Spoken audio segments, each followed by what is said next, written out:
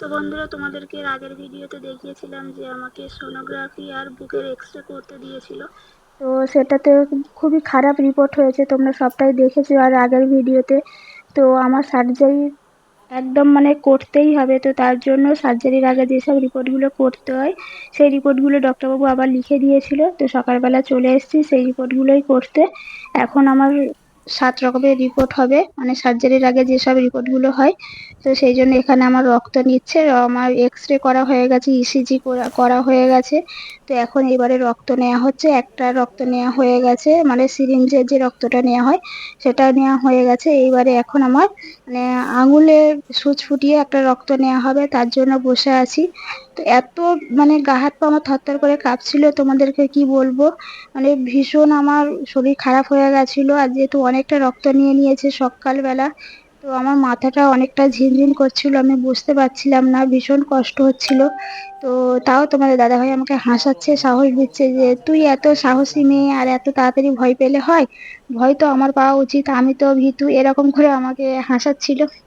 আর এখানে চলে এসেছে ডাক্তারবাবু আমার আবারও একটা রিপোর্ট করার জন্য। জানি না কি, ফোনেতে টাইম আউট করে দিয়েছিল। তো টাইম আউট করে কি রক্ত করছিল আমি তো এসব বুঝি না। আঙুল টিপে টিপে কতগুলো কাগজে রক্ত মুছে মুছে ফটোটা হবে। জানি না, মানুষের জীবনে কত রকম কত কিছু আছে।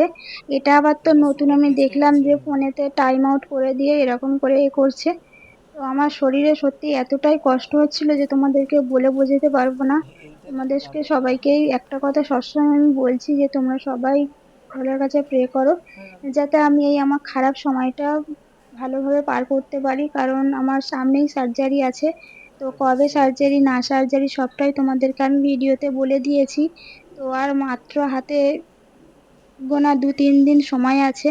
তো এই কটা দিনের জানি না আমার শরীরে কি কষ্ট হচ্ছে, আর তোমাদেরকে কি বলবো যে 3টে দিন আমি কিভাবে কাটাবো আমি কিছুতেই বুঝতে পারছি না। আর এখানে আমার রক্তটা নেওয়া হয়ে যেতে আমার যে ভিতর থেকে একটা না কাঁপুনি এসে গেছিল, এতটাই কষ্ট হচ্ছিল। যেহেতু এসব না আমার জীবনে প্রথম হচ্ছে, এর আগে ওপরওয়ালা না করাক, এর আগে আমার কোনোদিন এরকম কোনো সিচুয়েশন আসেনি যে এত রকম আমার রিপোর্ট হবে। আমি যে এতটা বয়স হয়েছে আমার, এই আমার বয়সের প্রথম আমার এতগুলো এরকম রিপোর্ট হচ্ছে।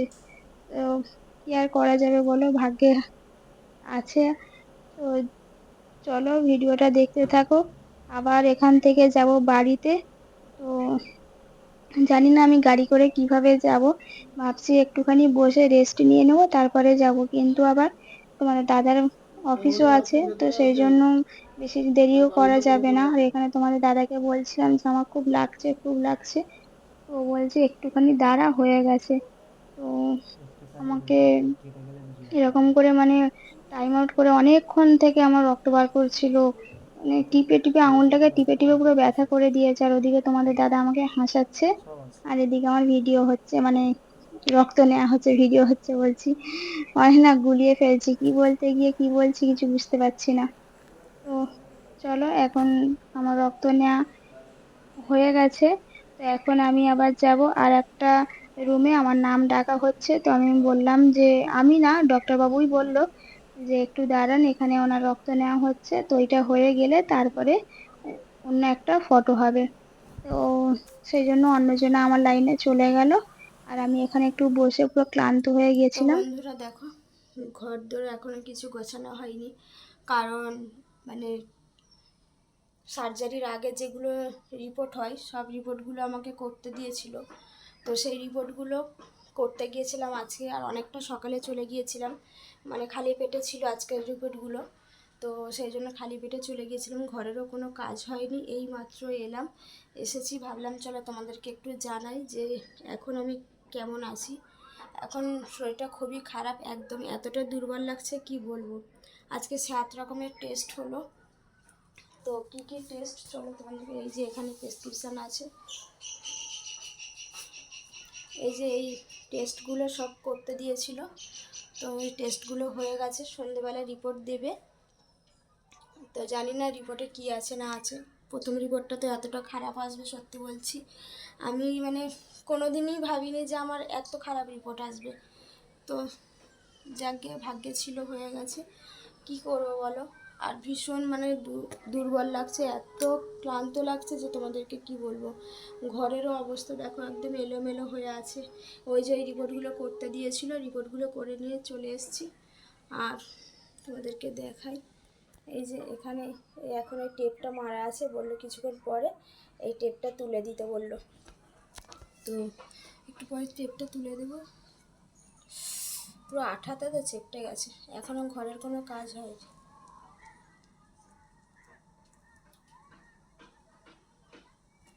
এই যে টেপটা দিয়েছিল, টেপটা বললো বাড়ি গিয়ে তুলে দিতে, তো এখন তুলে দিয়েছি টেপটা। টেপটা ফেলে দিই। তো আজকে রিপোর্টটা আসার পরে তারপরে মানে ডক্টর ফাইনাল করবে যে কখন মানে আমার সার্জারিটা হবে না হবে। এই রিপোর্টটা দেখার পরে ডক্টর বলবে। তো সবাই প্রে করো সব কিছু যেন ঠিকঠাকভাবে হয়ে যায়। কেন সত্যি কথা বলতে আমার জীবনে সবথেকে প্রথম এইরকম একটা সিচুয়েশান এসছে। এর আগে এরকম দিন কখনোই আমার আসেনি। তো সত্যি ভীষণ দুর্বল লাগছে। এসে এতটা ক্লান্ত হয়ে গিয়েছিলাম, একটু শুয়েছিলাম, তারপরে শুয়ে থাকতে থাকতে ভাবলাম যে না, শুয়ে না থাকে ঘরের কাজটা করে নিই। এই যে এত ঘর দর এলোমেলো হয়ে আছে না, একদম ভালো লাগছে না। আর গরমও তো সেরকম পড়েছে।